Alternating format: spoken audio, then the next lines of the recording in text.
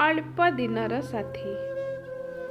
अजणा रास्तारे चालू चालू झुंटी पड़िबार संभावना अनिर्वाज्य। अजणा रास्ताटी यदि कंटकित और अणओसारिया होइथाए तो सरीगला कथा। केउ मुहूर्तरे समय आसी ठेली देइजिब किछि ठिकणा नाही। एमिति एक रास्तारे दिने चलीथिला आराध्या। पीजीर प्रथम दिन ही कॉलेज रे जने क्लासमेट पुआ सह झगड़ा हो जाइथिला कमेंट मरा को लेकिन। पुओटी देखिबाकू भारी हैंडसम। अरुण ब्रह्मपुर विश्वविद्यालय गणित विभाग रे उभय पढ़ती। नुआ नुआ पिलांक किछि भारी आनंददायक और वेदनादायक। सीनियर मानक रैगिंग सहिबाकू पड़े मथा नुआई। बहुत वर्ष तले छाड़ीथिबा सिलट खड़ी रे पाठ पढ़े दियंती सीनियर माने। कदर्य व्यवस्था ए रैगिंग। अरुण ए कमेंट मरा कथार विरोधी। वास्तव कथा है अन्य एक झील को सीनियर माने रैगिंग करुथिले। अरुण सेमानंकु अटकेबाकू बहुत चेष्टा करी निजे अधिक कष्ट पाइछि, किंतु से झील को किछि लज्जित हेबाकू दे नाही। अरुण बुझितिला झील मानक सम्मान सबुठारु अधिक। हेले से झील को बुझेଇବା समय रे आराध्या देखितिला।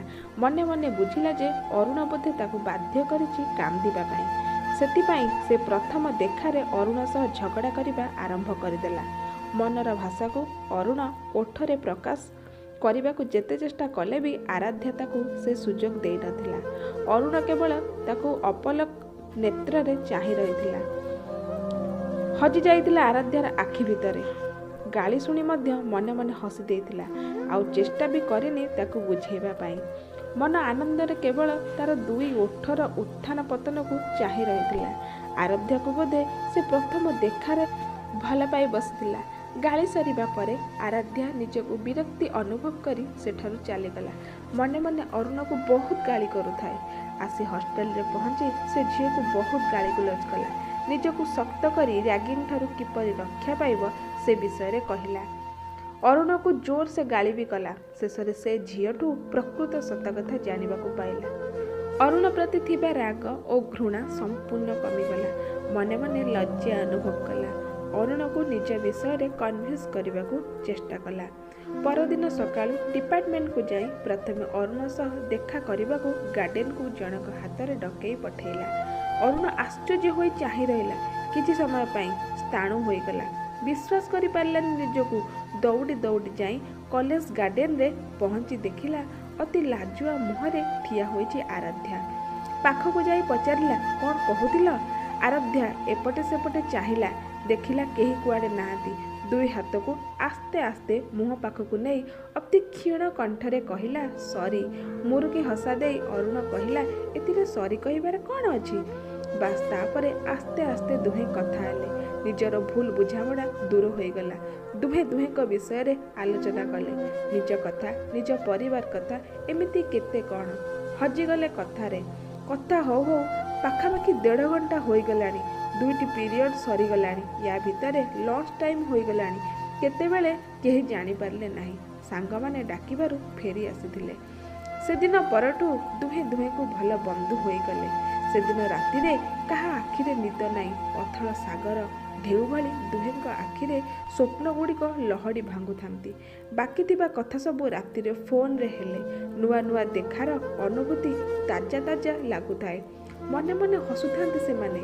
आपणरू तमे संबोधन करबाकू लागिथिला मात्र 24 घंटा। रातिरे कथा हो हो भूली जाइछंती खाइबा कथा। उभय निज निज हॉस्टेल छात उपरे हातरे खंडे मशा धूप धरी कथा हेबारे व्यस्त। हॉस्टेल रे सकाळ उठिबा बेल बाजिबारु दुहे जानिले जे सकाळ होई गलानी। पुणी नितिदिनिया काम सब करबाकू पड़िबो। अल्प हसी सेठी रखी देइथिले फोन को। सकाळु निदुआ निदुआ आखिरे पुणी जाइथिले पाठ पढ़िबाकू। दुहे दुहिंक आखि को आखि मिसाइबाकू भी केही साहस करि पारले नाही। सेदिन क्लास रे समस्ते पाठ पढ़ुतबा बेले उभय उभयंकू कणेई कणेई चाहि हसुथिले।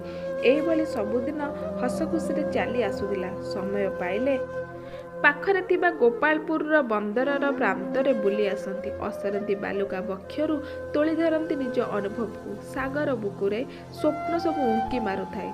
କେବଳ ଗୋପାଳପୁର କାହିଁକି, ପାଖରେ ଥିବା ସମସ୍ତ ମନ୍ଦିରକୁ ଟିକିଏ ସମୟ ମିଳିଲେ ବୁଲିବାକୁ ଚାଲିଯାଆନ୍ତି। କିଛି ଜିନିଷ କିଣିବାକୁ ଥିଲେ ବ୍ରହ୍ମପୁର ଯାଇ କିଣି ଆଣନ୍ତି। ଏମିତି ଛାଇ ଆଲୁଅର ଖେଳ ଭିତରେ କେତେବେଳେ ଦୁହେଁ ବନ୍ଧୁତ୍ୱକୁ ପାଶୋରି ଭଲ ପାଇବାର ବାନ୍ଧି ହୋଇ ଯାଇଥିଲେ।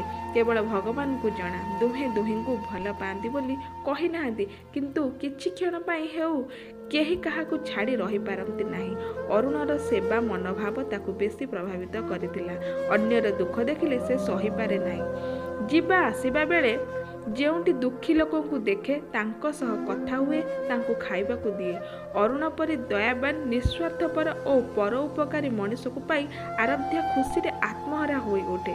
ଅରୁଣର ଲକ୍ଷ୍ୟ ବଡ଼ ହେଲେ ଚାରିଟେବୁଲ ଟ୍ରଷ୍ଟଟିଏ କରି ଲୋକଙ୍କ ସେବା କରିବ, ଦୁଃଖୀ ଲୋକଙ୍କ ଦୁଃଖରେ ସହଯୋଗ କରିବ, ବାସହରା ଲୋକଙ୍କ ପାଇଁ ଲଢ଼େଇ କରିବ। ଏ ସ୍ୱାର୍ଥପର ସମାଜରେ କେବଳ ସେଇଭଳି ଲୋକଙ୍କ ସ୍ୱାର୍ଥ ପାଇଁ ଲଢ଼େଇ କରିବ। ଏମିତି 8 ମାସ ହୋଇଗଲା, କେହି କାହା ଘରକୁ ଯାଇନାହାନ୍ତି। ଏପରିକି ଛୁଟିରେ ମଧ୍ୟ ହଷ୍ଟେଲରେ ରହି ବୁଲିବାକୁ ଚାଲିଯାଆନ୍ତି। ସେମିତି ଥରେ କଲେଜ ଗ୍ରାଉଣ୍ଡରେ କଥା ହେଲା ବେଳେ ହଠାତ୍ ଆରାଧ୍ୟା ଘରୁ ଫୋନ୍ ଆସିଲା। ବାପା ଫୋନ୍ କରି କହିଲେ ଅର୍ଜେଣ୍ଟ ଆସିବା ପାଇଁ। ମନ ଶୁଖିଗଲା। ଜେଜେମାଙ୍କ ଦେହ ଖରାପ, ନିହାତି ଯିବାକୁ ପଡ଼ିବ।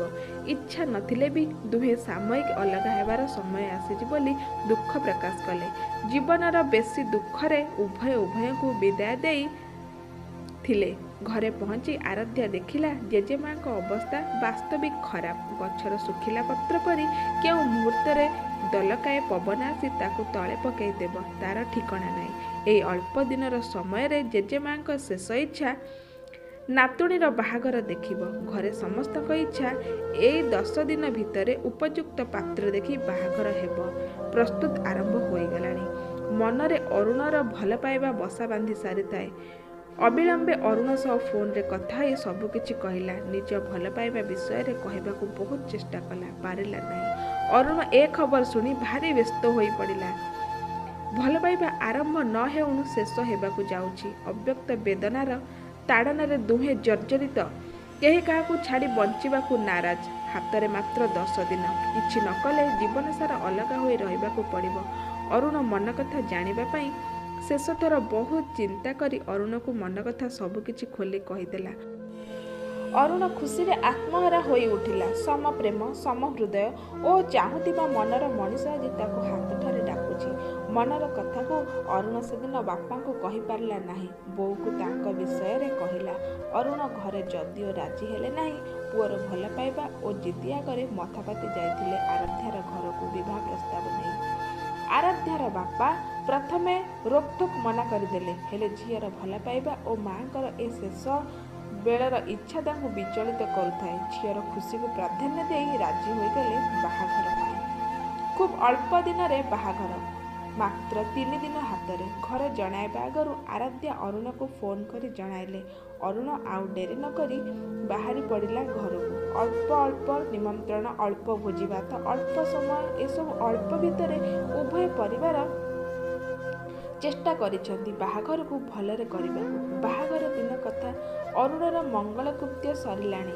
ବନ୍ଧୁବାନ୍ଧବ ରୋଷଣୀ ଧରି ପ୍ରସ୍ତୁତ ହେଲେଣି ଝିଅ ଘରକୁ ଯିବା ପାଇଁ। ଆଶ୍ଚର୍ଯ୍ୟ ଲାଗିଲେ ମଧ୍ୟ ନୂଆ ଉନ୍ମାଦନାରେ ମନ ଫାଟି ପଡ଼ୁଥାଏ। ଆରାଧ୍ୟା ଘରେ ବାହାଘର ଭୋଜି ଖାଇ ନିମନ୍ତ୍ରିତ ଅତିଥିମାନେ ଫେରିଲେଣି। ବନ୍ଧୁବାନ୍ଧବ ସବୁ ବରକୁ ଅପେକ୍ଷା କରିଛନ୍ତି। ଝିଅ ମଙ୍ଗୁଳା ଶାଢ଼ୀ ସଜେଇ ହେବାରେ ଲାଗିଛି। ବେଦୀ ବନ୍ଧା ସାରି ବ୍ରାହ୍ମଣ ଭଣ୍ଡାରୀ ଅପେକ୍ଷାରତ। ଆରାଧ୍ୟା ଫୋନ୍ର ଘଣ୍ଟି ବାଜିଲା। ଅରୁଣାର ଫୋନ୍ ଆସିଛି। ଅତ୍ୟନ୍ତ କୋମଳ ଆଉ ଧୀର କଣ୍ଠରେ ଫୋନ୍ ଉଠାଇଲା। କିଛି କହିବାକୁ ଚେଷ୍ଟା କରୁଥାଏ, କିନ୍ତୁ ଚୁପ୍ ହୋଇଗଲା। କିଛି ସମୟ ପରେ ଚିତ୍କାର କରି କାନ୍ଦିବାକୁ ଲାଗିଲା। ଆରାଧ୍ୟାର ଚିତ୍କାର ଶୁଣି ସମସ୍ତେ ଧାଇଁ ଆସିଲେ ତା ପାଖକୁ। କାହାକୁ କିଛି କହିବା ଆଗରୁ ବେହୋସ ହୋଇଗଲା ଆରାଧ୍ୟା। କାରଣ ଜାଣିବା ପାଇଁ ବାପା ରିଟର୍ନ କଲ୍ କଲେ। ଜାଣିବାକୁ ପାଇଲେ ବର ଆସିବା ସମୟରେ କାର୍ଟି ଓଲଟି ଯାଇଛି। ଅରୁଣ ସମେତ 4 ଜଣ ସବୁଦିନ ପାଇଁ ଚାଲି ଯାଇଛନ୍ତି ସେଇ ଅଜଣା ଜାଗାକୁ, ଯେଉଁଠିକି ଜଣେ ଗଲେ କେବେ ବି ଫେରେନି। ସେ କଥା ଶୁଣି ସମସ୍ତଙ୍କ ପାଦ ତଳୁ ମାଟି ଖସିଗଲା। ସଂସାର ନ ହେଉଣୁ ଉଜୁଡ଼ିଗଲା। ଖବର ଶୁଣି କିଛି ଦିନ ବଞ୍ଚିବାକୁ ଥିବା ଜେଜେମା ଚାଲିଗଲେ ଆରପାରିକୁ। ଝିଅର ଚେତା ଏଯାଏ ଫେରିନି। ସେଦିନର ଦୁଃଖ ଗୋଟେ ବାପା ହିଁ ବୋଧେ କହିପାରିବେ। ବାତ୍ୟାର ପବନରେ ଧୂଳି ଉଡ଼ିଲା ଭଳି ଉଡ଼ିଗଲା ଆରାଧ୍ୟାର ଆଶା, ଆକାଂକ୍ଷା ଓ ଭଲ ପାଇବା। ବହୁତ ଚେଷ୍ଟା କଲା ପରେ ତାର ଚେତା ଫେରିଲା। ଅରୁଣକୁ ନ ପାଇ ବାରମ୍ବାର ଚେତାଶୂନ୍ୟ ହୋଇଯାଉଥାଏ। ଅରୁଣ ସହ ନିଜର ସବୁକିଛି ହରାଇ ବସିଛି। ସ୍ୱପ୍ନର ତାଜମହଲ ନିମିଷେ ଧୂଳିସାତ୍ ହୋଇଗଲା। ମଙ୍ଗୁଳା ଝିଅକୁ ବାହା ଦେବା ପାଇଁ ବାପା ତେଣେ ବର ଖୋଜିବେ ନା ନିଜ ମଲା ମା'ର ଅନ୍ତିମ ସଂସ୍କାର କରିବେ, ଏଭଳି ଏକ ଘଡ଼ିସନ୍ଧି ମୁହୂର୍ତ୍ତରେ ଆରାଧ୍ୟା ବାପାଙ୍କ କର୍ତ୍ତବ୍ୟକୁ ଗୁରୁତ୍ୱ ଦେଲା। ଜଣକୁ ଭଲ ପାଇ ଆଉ ଜଣଙ୍କ ପାଖରେ ଜୀବନ କାଟିବାକୁ ଚାହିଁଲା ନାହିଁ। ବାପାଙ୍କୁ ସହଯୋଗ କରି ସବୁକିଛି ବିଧିପୂର୍ବକ ସମାପନ କଲା। ଅରୁଣର କେଇଖଣ୍ଡ ଛବିକୁ ଛାଡ଼ିଲେ ତା ପାଖରେ ଆଉ କିଛି ନଥିଲା। ଆରାଧ୍ୟା ନିଜର ଭଲ ପାଇବାକୁ ଅମର କରିବାକୁ ଯାଇ ଅରୁଣର ପ୍ରତିଛବିକୁ ନେଇ ନିଜର ପରିଚୟ ସୃଷ୍ଟି କଲା। ଘର ପାଖରେ ଏକ ଛୋଟ ଘରଟିଏ କରି ଅରୁଣ ଚାରିଟେବଲ୍ ଟ୍ରଷ୍ଟ ସୃଷ୍ଟି କଲା। ଲୋକଙ୍କ ପାଇଁ ନିଜ ଜୀବନକୁ ଉତ୍ସର୍ଗୀକୃତ କରି ଭଲ ପାଇବାର ସୁନ୍ଦର ଉଦାହରଣଟିଏ ସୃଷ୍ଟି କଲା। ଯେତେବେଳେ କିଛି ଅସୁବିଧା ହୁଏ ଅରୁଣ ଫଟୋ ସହ କଥା ହୁଏ। ମଝିରେ ମଝିରେ ଯାଇ ଅରୁଣ ବାପ ମା'ଙ୍କ ସହ କଥା ହୋଇ ଆସେ। ସେଠି ତାଙ୍କ ଝିଅ ଭଳି ଭଲମନ୍ଦ ବୁଝେ।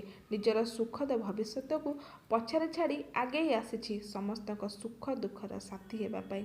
ଅଳ୍ପ ଦିନର ସାଥୀ ହେଲେ ବି ଅରୁଣ ସହ ଜନ୍ମ ଜନ୍ମ ପାଇଁ ଏକ ହୋଇ ରହିଗଲା ଆରାଧ୍ୟା।